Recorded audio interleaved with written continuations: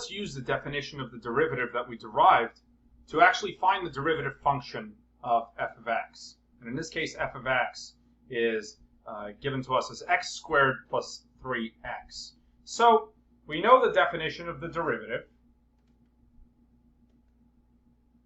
is the limit as h approaches 0 of f of x plus h minus f of x all over h. Now we also know that if we just put in a 0 now, we're going to get 0 over 0. So instead what we're going to do is we're actually going to get the f of x plus h using this f of x. Then we're actually going to fill in the f of x.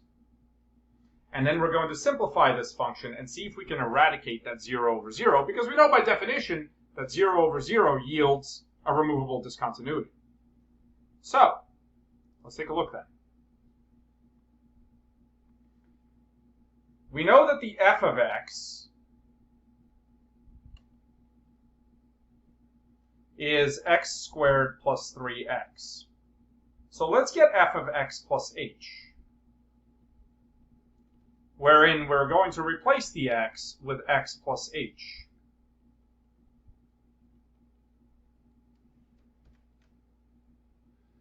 So then the f of x plus h is going to be x plus h times x plus h plus 3x plus 3h by distributing this 3. And here we'll get x squared plus xh plus another xh plus h squared. And then don't forget our 3x and 3h.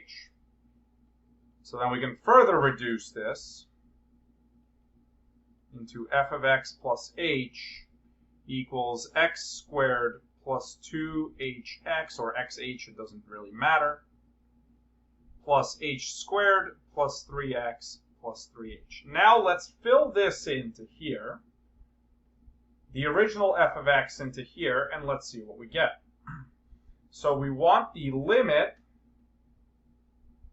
as h approaches 0 of f of x plus h, which is here, x squared plus 2xh plus h squared plus 3x plus 3h minus, in parentheses, because we're subtracting the entire f of x function, x squared plus 3x, and all of that is going to be divided by h.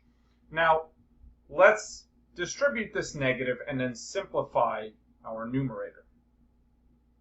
So we've got the limit as h approaches 0 of x squared plus 2xh plus h squared plus 3x plus 3h minus x squared minus 3x all over h.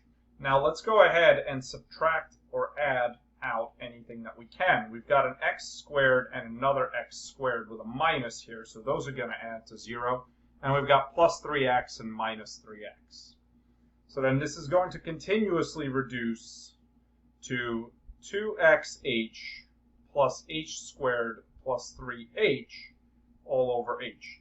Now, let's factor an h out. That's what was causing our 0 over 0. And we're left with 2x plus h plus 3 all over h. And now we can go ahead and divide these h's out. So now we're taking the limit as h approaches 0. Remember, we're trying to find the derivative function here of 2x plus h plus 3. And now we can just put the 0 in for h, not for x. Remember, this is the limit as h approaches 0. So we're going to fill in the 0 for h. And that will get us just 2x plus 3 as that h turns to a 0. Now, the second part of this question, we now know that f prime of x, the derivative function, is 2x plus 3. Now I'm asking for the slope of the line tangent to f of x at x squared plus 3x at x equals 2. So all we're really asking for is the derivative at 2. So let's take that. We already have the derivative function, 2 times 2 plus 3, and we've got 7.